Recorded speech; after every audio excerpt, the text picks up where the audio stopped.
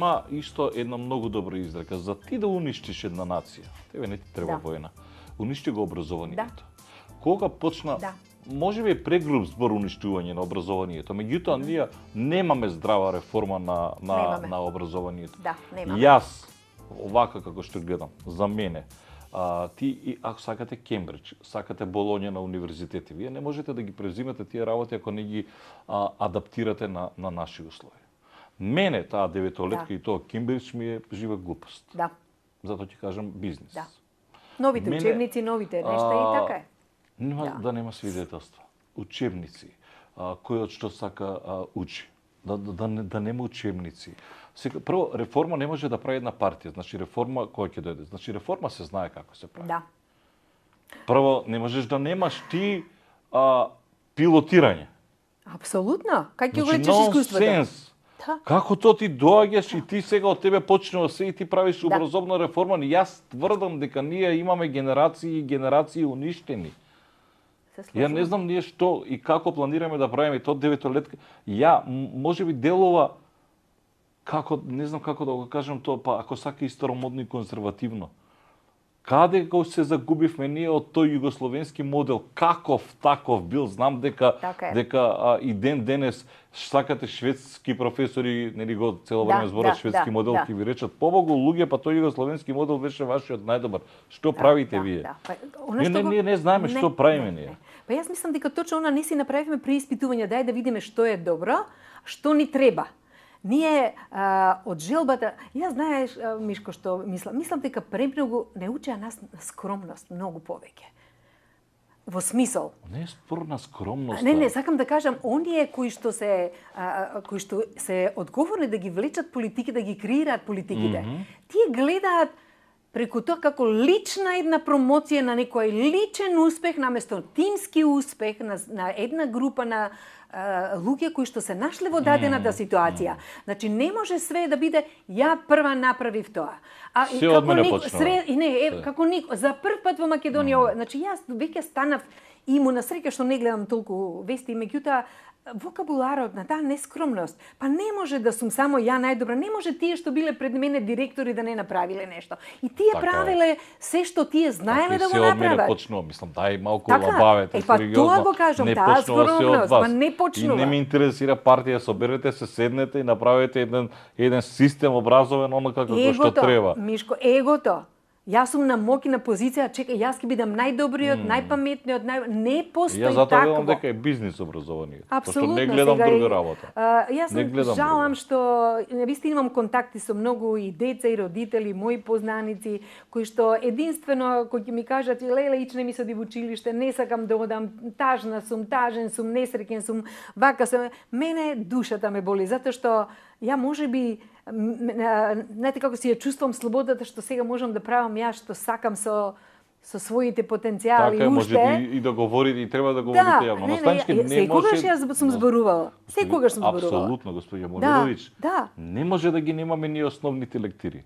Не може да се правиме ние на тошо како да не сме ние од тука. Не може да немате вие во средно училиште, сега не знам, карикирам, не сум погледал, меѓутоа не може оно што или не променети од времето, деца со нови перспективи, нова генерација, они ќе читаат нешто што на пример они не може да го замислат, тоа живеат во друг свет. Ние светот не го даде. Но базата мора да има. Да. Мишко, јас секогаш зборувам дека училиштето е дизајнирано во времето на индустријската револуција, како институција каде што треба да се штанцат и да се произведуваат послушни работници. Денеска изменете улогата. Ние често пати викам, ние сега како сакаме да возиме фича, му даваме мотор на джамбо джет и вие не можете да бидете во расчекор сме. Каде го уништивме? Немање сен. Секогаш образованието го воделе луѓе кои што никогаш не воделе дневник, кои никогаш не седнале во училница, кои никогаш не.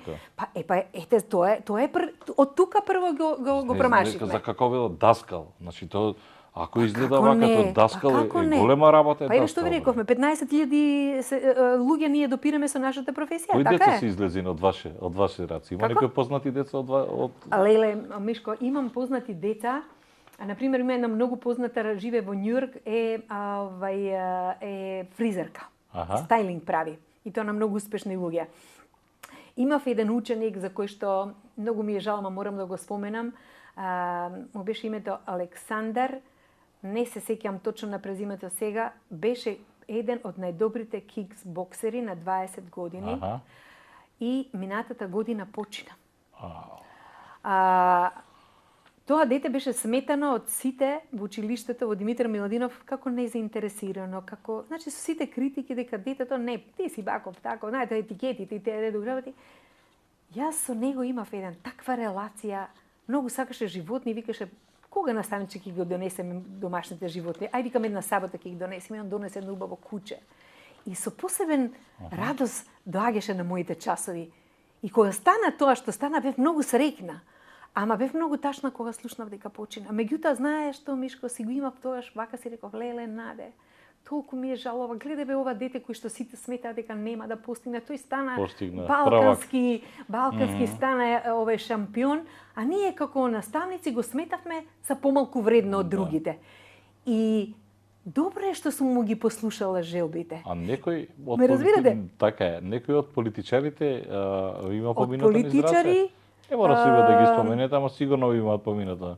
Од политичари Христина Рунчева, што беше во МРО, беше едно време пратеник, исклучително квалитетна ученичка. Да, таа беше моја колешка, па се мислам, не мислам дека она е професор на факултет сега, да. И прекрасен човек, прекрасен, не знам, се тргна и она паметно се тргна од политиката, меѓутоа исклучително талентирано дете кое што ја носев јас посебно на дебати во Бугарија, сакав да ја промовирам и давав да биде водителка на квизови историски, потоа стана водителка во едно. Водителка беше, значи само заради тие квизови што ги правевме во гимназијата. Кажете ми како треба да изгледа образовен водел во Македонија? Прво, на училиште децава кога влегува наставник стануваат да го поздрават? Не. Тоа одамна, не. Тоа го нема, иако морам да ви кажам дека тоа беше еден многу добар гест на пристојност, на почит. Па ние, кој ќе влезеш професор, ако не станеш? Да, не. Тоа демек еве во времето кога ние почнавме малку тие западњачки, некои рамноправност, еднаквост, без обврски, сакавме све да дадам, без свесност, нашата свесност беше малце на друго ниво. Рамноправност, еднаквост, не може да има рамноправност, еднаквост. И го пропуштивме тој момент, да. И сега не станува, па добро. А на пример еве кога сум била во Јапонија, стануваат во ние станувавме. Да, стануваат. Да. Вие, децата мои станувале. Да. И тоа е респект. Какво образование е потребно на Македонија? На Македонија дефинитивно рестарт. Значи сега како јас според она што цело време сме дискутирали ја ти на многу теми за образование. Да. Значи јас сметам дека од прво до пето одделение и секогаш сум се залагала за тоа. Ја да ви кажам, не сакам деветолетка. Толку ми е, не знам зашто. Ама мора да поминеме низ тоа. Тоа е основата. Добро, ама нека си биде до 8 деление, се знае, ние сме... Да, и многу мали ода, се сложува. Не можам сега, на прво оделение нема врска со системот. Да, 5,5 години се не знаат прво, од дома не се подготвени, доаѓаат во училиште. Имале ние забавиште, подиш прво оделение. А баш кај еден наставник со 30 деца. Ама тоа е моје мислење, се не мора да значи. Не, јас мислам вака. Мислам да се зголеми границата, децата да видат до 7 години, ама до 7 години дома родителите да имаат општествената, семејната, еве да речам некаква си традиција, да ги научат на сите работи, во смисло на сите вештини, кои што едно дете до 7 години треба да ги знае. Што значи?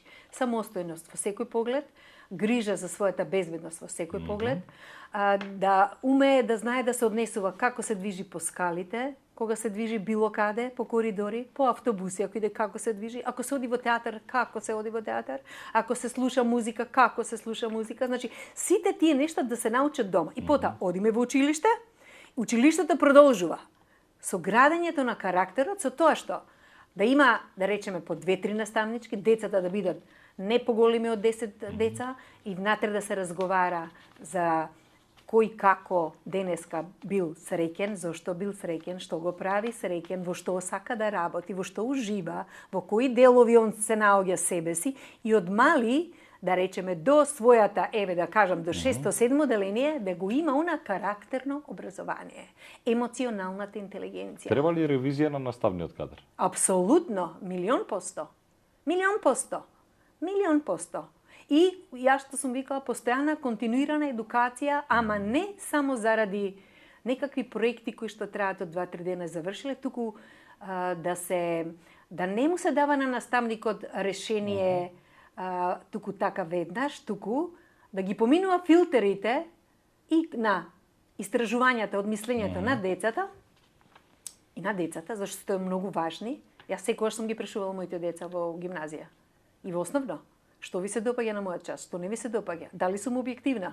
Како комуницирам? Дали сум на време точно? Дали тестовите ви ги давам на време? Дали сте точно запознаени што... Значи, кога наставникот ќе ги добие како фидбек од децата, тој може да се коригира. Не го маловажило детето наставникот преку одговорите на прашањата. Него треба да имаш доблест, храброст, нели?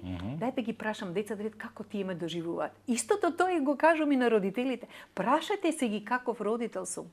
Дали ја доволно со тебе поминувам? Така почнав. Така и го почнав кога ме прашав, да. Каков родител сум ја? Кажи, што би се ти како би сакал да се однесувам со тебе? Што мислиш дека ти треба да промениш? Мишко, милион прашања, се оди преку прашањата и тука е критичноста. Тука ја потикнуваме да децата размислуваат со своја глава. Добро. А што правите во подвис? Вау! Во подвис медитирам, сликам. Тоа е Кичевско. Значи, тоа е Кичевски оддел на 7-миот километар е после Другово, после Кичево. Тамо има школа? И тамо има, тоа е првото македонско училиште на мајчин јазик 43-та година, кога Македонија во Втора светска војна неколку пати западниот дел на Македонија се ослободувала од фашистичкиот окупатор. Колку они не сакат да го кажеме тоа е тоа. Фашистичкиот окупатор од бугарите, палистите, нели, германците, италијанците. Тоа е она што татко ви го пишувал во книга? Да. И сега таму постои првото училиште на мајчин македонски јазик, каде што дечињата кои што кога почнала војната, пред да почне војната, они учеле во српско училиште, бидејќи ние сме биле Македонија во рамките на кралството на Југославија. Јас сум снимал некои кои што учел бугарски, српски, како дале, како се менувале, да. И сега кога се ослободила територијата, нели партизаните се создаваа слободна територија, тие веднаш пристапувале во организација на слободни одбори, театри, култура, образование и во подвис рекле тука ќе учат децата. И татко ми е еден од првите ученици во тоа училиште. И тој ми ја раскажува изворно како течела наставата, како тој го доживувал тие први часови. Тоа траело 12-13 дена како училиште, зашто после повторно било окупирано, меѓутоа зошто е важно? Тогаш учителот, тој Васил Користевски, што бил најписмен од партизаните, му дали улога тој да ги говори. Некој политичар бил во подвис? Политичар беше Исо Трајковски, беше голем политичар. Значи во нашето село доаѓал и Вукмановиќ Темпо. Не, мислев од овие сегашни, дали некој му отидена во подвис па да го искористи тоа. Председателката на државата е подвиженка по мајка. Госпоѓата Гордана Силјановска Давкова. И она не отидена? И Гордана, пред да биде, кога беше пратеник, се сретнавме на пазар еден ден, на Бунјаковиц, и ја застанав и реков, молам Гордана, можеме ли да направиме, затоа што ја постојано се залагам тоа школа да се возобнови, оти се распаѓа Мишко тоа школа. Нема ништо? Тоа се распаѓа, дури темелите почуваат да се распаѓаат. И викам, господја Силјановска, вие сте пратеник, имате можност да го направите, дајте нешто да направиме. Затоа што брат ми од Австралија е електроинженер и е на една висока позиција во Австралија, каде не пишувал на секоја влада што доаѓа. Јас на секој министер за култура сум пишувала, Мишко, не сум добивала ни одговори. Дека, ќе видам дека министерот отворил, се чита, дека го прочитал, меѓутоа нема одговор. Реко, нема по-лошо. Нема одговор да рече, ви благодарам за интересот, благодарам за ова. Значи, викам, ве молам, има ли никакви шанси, дајте да го возобновиме училиште, да го направиме едукативен центар. Ако има тендер, може и ќе го возобноват това. Ама и нека го направат, ама нека има и тендер. Се шегувам. А Силјановска што ви каже? И Силјановска ми че, да, многу ми е жал за подвис, навистина требаше да направиме нешто повеќе овона. И јас кога видов дека таа се кандидираше за председател, реков, леле, конечно нешто ќе биде. Сега, во Подвис и други македонски села, Подвис е единственото село кое што е спуштено доле од 70-тите, ама старото е горе, меѓу кое школа. Живо е. Има луѓе? Има луѓе и горе им се гробиштата, и горе им е црквата. А деца има? Има и дечиња, ама тоа многу малку, кои што одат во другово сега веќе во училиште. Него сакам да кажам, немаат пат, Мишко. Се уште одат по макадам. Они пат немаат вие школа. Нема пат. И сега ние толку инсистираме и нели направивме проект. Јавно јас го промовирав со 4 училишта, однесувам преку 100 деца. Значи јас мојата општествена улога и како наставник, како директор, собрав колеги, го промовирам постојано, пишувам, зборувам, видеа правиме, цело време на татко ми приказката, книгата ќе треба во септември да биде готова. Книга ја пишува вашиот татко, кој што за жал не е повеќе жив, така? Да. Татко ми почна да ја пишува затоа што ние го охрабривме после смртта на мајка ми да може полесно да биде повеќе кон некоја креативна работа, да почне да пишува за неговиот живот, а умееше многу да раскаже убаво. Како ракопис, бидејќи го видов, ќе го видат и гледачите, тоа неверојатно. На рака пишуваше се? На рака. И колку страни? И тоа има преку 200 страни и мене ми беше тоа многу мачно да го ставам на компјутер заради тоа што не сакав да се изгуби автентичноста, јас само неговите зборови, целите реченици јас ги правам, а ставав точки кај што треба, затоа што гледам каде што е ставано овака додавано. Да, мислата да ми биде таа и ние што раскажувам? Значи, тој раскажува како течел детскиот живот на дете од 9 години, како морал во таа сиромаштија, во таа немаштија, во тие воени времења, како бил сведок на сите ограбувања, палења во селото, како немале што да јадат, како бегале по шумите, како се криле, како партизаните доаѓале, како селаните страдале од балистите, од италијаните, не толку од германците така натаму, меѓутоа тоа страдање како дете што тој го доживеал. Се опишано. Све опишано. И тоа ќе биде промоција, така? И сега брат ми, пошто Владо Дамјановски, тој е исклучителен човек, капацитетен и ние навистина се трудиме да правиме. Сега јас сето тоа што го ставив на компјутер во пишана форма, тој бидејќи има искуство има напишано неколку книги од стручната негова сфера оптика и security системи и он го сега го дизајнира и го формира, структурата ја прави и ќе дојде во септември. Јас се надевам дека тоа ќе биде едно прекрасно четиво и за моите деца, за моите внуци, да бидат запознаени со едно време како некогаш се живеело, затоа што ние го изгубивме чекорот, нашите деца не знаат како некогаш се живеело и затоа можеби им е чудно и мислат дека се е лесно достапно, дека се тоа така треба да биде, дека ја морам ова сега да го имам во моментот, дека некогаш постоело време кога децата живееле со соништа кои што никогаш не им се остварили. Синот не е овде. Тој е во Америка, така? Да, едниот син ми е во Америка, постариот Ненад. Тој има своја фирма, се вика Lean Partners. Овде е седиштето. Меѓутоа, мајката фирма е во Америка. И тој така работи, е доста, мислам, компјутерџија? Да. А кај работи? Они прават маркетинг, интернет маркетинг. Значи, тоа им е струката, имат клиенти и ги подобруваат перформансите на клиентите. Он има своја фирма и работи пред Google тие така работи. Да. Он е еден од неговата фирма е фактички како Google Partners, еден од 3% најуспешните компании на Google што ги има. Тука да се враќа нема шанси. Па не се враќа, доаѓа само така, ние одиме обично. Тука учеше? Како? Тука учеше? Да, тој учеше тука во Орце Николов, заврши. Гледате дека имаме пак такво ние кој сакал за школство. Помалиот син ми живее во Дубај, меѓутоа кога почна, тој е пак голем патник и е авантуриста. Во Кипер престојуваше едно време, потоа отиде во Дубај, таму планираше да се лоцира и да си направи таму дом, почна војната. А што е по вакација? Тој е бизнис администрација, меѓутоа работи на интернет работи, со берзи, интернет конекции, такви работи и доста е исто задоволен и успешен со својата работа. Значи сега вие како и јас уживам со нивната љубов. Си одите во Калифорнија, ќе го видам на социјалните. Знаеш што е, Мишко, ако можам да кажам, како викаат успех. Успехот не се титулите, функциите што сте ги имале, него не само материјално, материјалното апсолутно треба, ама кога ќе видите дека навистина се создале луѓе кои што се со вредности кои што ретко се наоѓаат, човечност. И она што е најважно, врската, комуникацијата што имате кога сакаат да се дружат со вас и постојано викаат ајде кога ќе да зашто седете уште. Значи постојано едниот те бара, другиот те бара, не, ќе дојдете ту, после кај ќе одиме ние ќе одите. Нема поголема награда. Двајцата се женети. Поголемиот има Лука има 16, Милена има 14 години, а помалиот се надеваме сега ќе бидат на пат да стануваат родители, кога ќе решат, како ќе решат. А овие баба, дедо, другиве во Америка таму? Во Америка, како не. Сега малата ќе дојде во вторник, сака да ја види Македонија, она е родена таму, постариот е роден во Америка. Зборот македонски? Стариот внук збори многу убаво македонски. Лука? Да, Лука зборува македонски. Милена зборува со голема страст, ама сега кога ќе дојде, рече, првата задача ми ја баба, многу сакам да зборувам македонски и ние тоа ќе ни биде баш као овие 5 недели да ги посветиме, да види, да посети семејството на мажот ми од Србија, мора да одиме во Србија да видиме како е, да ја запознаеме со незината фамилија и така.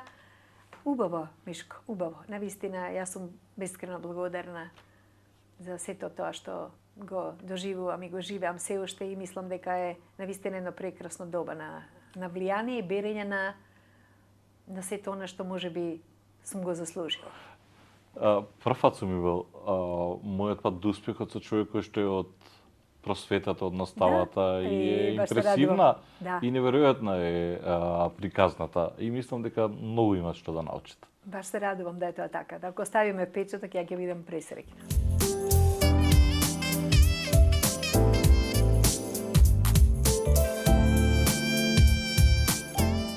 Ако вечерва не гледаат и многу ваши ученици, деца, бидејќи вие сте наставник, мотивацијски говорник, дама, која што секогаш вели дека кај детево ние мора да го најдеме талентот кој што несомнено го има и да го насочиме тоа дете како да го искористи правилно талентот. И затоа велам ако вечерва не гледаат. Да. Ваши деца кои што поминале низ ваши раце, што би им кажале за да не се откажат од сонот кој што го имаат? Тие знаат дека секогаш сум зборувала дека треба да откријат во што се среќни, што е тоа што ги прави среќни. Значи секогаш да си го следат срцето, да не се водат од тугите ограничувања во смисла или очекувања на кои што тие мора да им одговорат за да не им противречат на родители, на наставници, значи да си веруваат на себе, да знаат што сакаат и да знаат дека се е можно. Не е ова клише, него тоа е на вистина, затоа што светот во кој што живеат се менува многу брзо. Дали ќе станат роботи на ова време или ќе бидат луѓе со карактер и луѓе кои што точно ќе се реализираат е многу важната работа. Моите деца, оние на кои што јас сум им предавала, сум многу сигурна дека во дел од нивниот живот кој го поминуваат професионално, лично, сигурна сум дека ќе се сетат на одреден момент на муабети и разговори кои што сме ги воделе, а се со цел да јас им бидам на нив буквално да им се запали сијаличката. Точно оној момент кој сум јас, да почнат да мисли, стварно, кој сум јас? А што се ја сакам? А што јас барам и очекувам од животот? Мене тоа ми било клучно. Значи, мојата задача била точно таа. Сте поминале сито и решето, кога во прашање на ставата, од оној, југословенски режим, во кој што па јас учев и вие сте учеле, па сте предавале, па сте она самостојна Македонија и доаѓаме до еден технолошки прогрес кој што е страшен. Се плашите ли од вештачката интелигенција, каде ќе ја однесе младинава? Јас морам да кажам дека ја не се плашам. Јас апсолутно го гледам технологиите, ја гледам како една поддршка голема на нашата интелектуална моќ која што ние ја поседуваме и дека сега точно со вештачката интелигенција ќе дојде времето кога секој може да се прави и да прави интелигенцијата многу подобро од нас. Меѓутоа, она што нема да може да го прави, тоа е нашата емпатија, што ние треба да имаме едни за други, нели? Сега ќе дојде времето кога роботите ќе прават се, ама што ќе правиме ние луѓето? Ќе се занимаваме сами со себе, колку да бидеме подобри, како да си помогнеме или како да помогнеме на другите и како да не станеме робови ние и роботи на оваа вештачка интелигенција, туку да станеме ние господари. Значи јас во вештачката интелигенција и во целата оваа технологија гледам голема помош и поддршка во смисол на луѓето кои што ја користат за да ги унапредат своите знаења, за да направат нешто многу подобро од што тие замислеле доколку ја имаат идејата, а тоа ќе се цени највеќе, меѓутоа ќе мора да работиме на оној што велиме карактер. Да умее да процени што е тоа што некој не го манипулира од морето на информации кои што постојат, така? Кои што алгоритми кои што нудат нон-стоп некој нешто да купува, да тие научат дека тој ќе го користи неговиот клик само за да добие нешто, да биде свесен дека може да биде изманипулиран. Ако ги подготвиме ние децата дека тако свет ги очекува, можеме да се надеваме дека тие ќе го дадат најдоброто од себе и ќе се фокусираат можеби на своите капацитети во смисол на како да бидам подобар човек, да бидам подобар другар, подобар партнер, подобар пријател, подобар за општеството и за свет. Моите размислувања се така. Тоа е она што ни недостасува. Сега ви благодарам многу што бевте дел од овој серијал Мојот пат до успехот, да морам да ве прегарнам. Многу ви испратиме една порака за љубов, за заедништво на крај. Апсолутно, Секој е добро, продолжите и понатаму да творите она што го правите и со книгата со вашиот брат, за вашиот татко. Да. А Бога ми со изложбата која што ќе биде многу скоро. Многу ви благодарам. Мишко, мене на вистина ми беше чест. На вистина ми беше чест да зборувам во твојата емисија која што е толку не само гледана, него почитувана и вреднувана во балканскиот простор. Јас ти посакувам малку и на посветско ниво да... Па такви се плановите. Значи, такви се што ќе помислиме, вистински, со искрена намера, желбите се остваруваат и тоа е една чудесна моќ во која што мора да веруваме. Секој е добро. Благодарам. Секој е добро, ви благодарам и на вас.